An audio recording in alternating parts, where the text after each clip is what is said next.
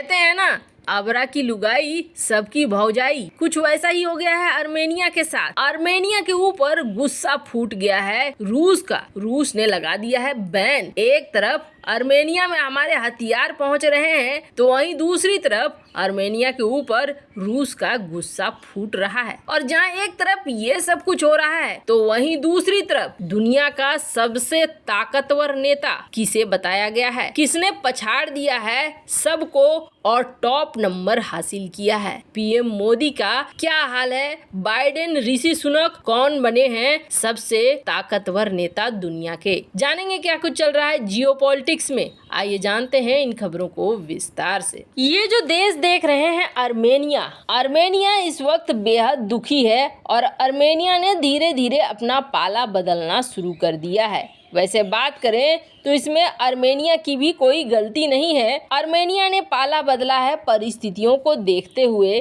क्योंकि उसे उसका साथ नहीं मिल रहा था। अर्मेनिया ने हाल ही में जो CSTO संगठन है रूस का, उस संगठन से अपनी हिस्सेदारी को छोड़ दी है। माने इसने कहा है कि अब हमें इस ट्रीटी की जरूरत नहीं है, इस ट्रीटी में रहना हमारे लिए किसी काम का नहीं है। रूस ने कहा कि इस ट्रीटी से तुम बाहर हो रहे हो, ये अच्छी बात नहीं है। हालांकि अर्मेनिया की स्थिति को जानेंगे तो अर्मेनिया की जगह कोई भी रहेगा तो वो यही करेगा। इस ट्रीटी का फायदा अर्मेनिया को नहीं मिला जब अजरबैजान अर्मेनिया की लड़ाई हो रही। अब जाके रूस ने शांति दूत के तहत ये कहा कि नहीं, अजरबैजान उकसाने की कार्रवाई कर रहा है, अजरबैजान ही लड़ाई को छेड़ रहा है। पर लड़ाई को रोकने के लिए क्या अर्मेनिया को साथ दे रही है रूस की सेना? अभी तक साथ नहीं दे रही है, जिसकी वजह से अर्मेनिया का झुकाव अब धीरे धीरे अमेरिका की तरफ होता जा रहा है। वैसे तो अर्मेनिया और भारत में इस वक्त डिफेंस के बहुत सारे समझौते हुए हैं, जिसके तहत भारत कई सारे हथियारों को बेच रहा है अर्मेनिया को और अर्मेनिया में भारतीय हथियार पहुंच रहे हैं। लेकिन रूस का गुस्सा फूट गया है अर्मेनिया के ऊपर।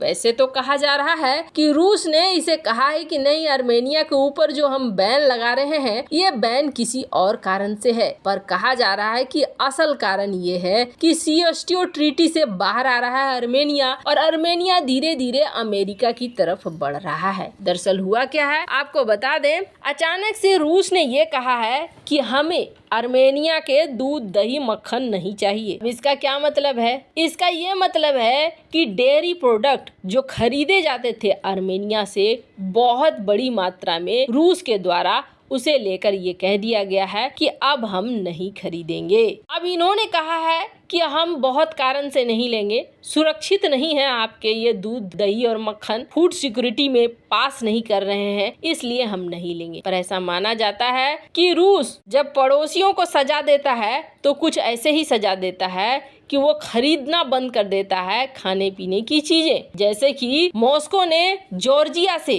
कुछ भी खरीदने पर बैन लगा रखा है, वैसे ही मोल्डोवा से वाइन खरीदने पर रोक लगा रखा है, तुर्की और लिथुआनिया से फल और सब्जियां खरीदने पर लगा रखा है और यूक्रेन से तो हर तरीके की चीजें खरीदने पर रोक लगा रखा है। तो ऐसा माना जा रहा है कि दरअसल बात यह है, अर्मेनिया को एक सजा दी जा रही है। तो वहीं एक मामला और भी है। अर्मेनिया ICC यानी इंटरनेशनल क्रिमिनल कोर्ट का ट्रीटी साइन कर चुका है और अर्मेनिया में अगर जाते हैं रूसी राष्ट्रपति व्लादिमीर पुतिन, तो क्या अर्मेनिया पुतिन को अरेस्ट कर लेगा या अर्मेनिया अरेस्ट करके इंटरनेशनल क्रिमिनल कोर्ट में पेश करेगा?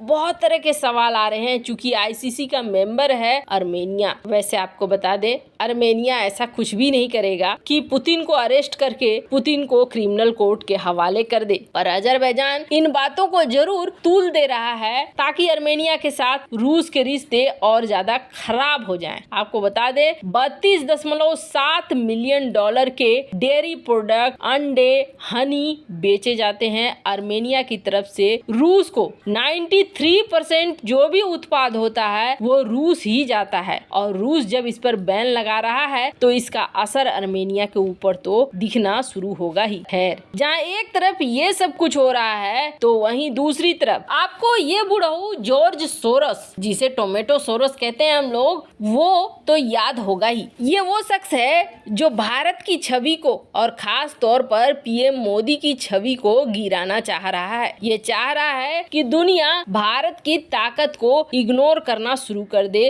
और ये अपने हिसाब से दुनिया को चलाए। वैसे आपको बता दें, इस पर यह भी आरोप लग रहे हैं कि अभी जो ट्रंप जेल जाने की नौबत है, इसके पीछे भी जॉर्ज सोरोस ही खड़ा है। चूंकि ट्रंप को पसंद नहीं करता है ये शख्स, इसलिए पूरे खेल को रच रहा है। ये मैं नहीं, बल्कि ये बंदा पैसे के दम पर सब कुछ बदलने की कोशिश करता है, अपने हिसाब से दुनिया को चलाने की कोशिश करता है। लेकिन ऐसा है कि एक जमाना था जब इसका जमाना था और इसके पैसे बोला करते थे, इसके पैसे पर सारा कुछ चलता था। अमेरिका में सत्ता परिवर्तन के पीछे भले जॉर्ज सोरोस हो, लेकिन मोदी को अलोकतांत्रिक कहने वाले इस जॉर्ज सोरोस के मुंह पर एक गजब का थप्पड़ पड़ा है, और वो थप्पड़ पड़ा है एक सर्वे के द्वारा, और ये सर्वे है अंतर्राष्ट्रीय स्तर का। दुनिया में सबसे ताकतवर और सबसे लोकप्रिय नेता कौन है, इसके लिए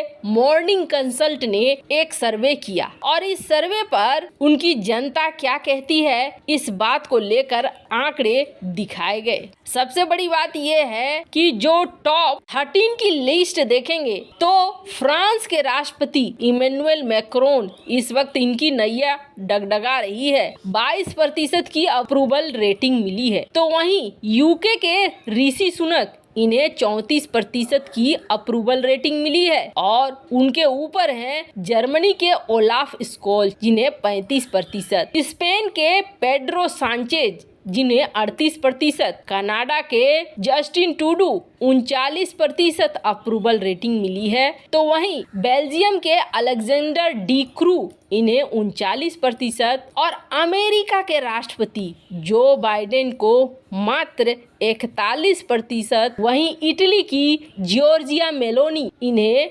49%, ब्राजील के लुइस इनासियो लुला दा सिल्वा इन्हें 49%, स्विट्जरलैंड के राष्ट्राध्यक्ष एलन बर्सेट को 53%, ऑस्ट्रेलिया के एंथोनी अल्बनीज को 55%, तो वहीं मैक्सिको के एंड्रेस मैनुअल लोपेज ओब्रेडोर को 61%। टॉप पर कौन है तो आपको बता दें, टॉप पर हैं भारत के प्रधानमंत्री नरेंद्र मोदी 76% की अप्रूवल रेटिंग के साथ। मतलब इनकी जनता को इनके ऊपर यकीन है। दुनिया का सबसे लोकप्रिय नेता चुने गए हैं पीएम मोदी। काम बोलता है, अफवाहें नहीं बोलती है। वैसे समय बदल रहा है, ये इसका प्रमाण है। वैसे इन सब मामले में आपकी क्या राय है, कमेंट कर जरूर बताएं।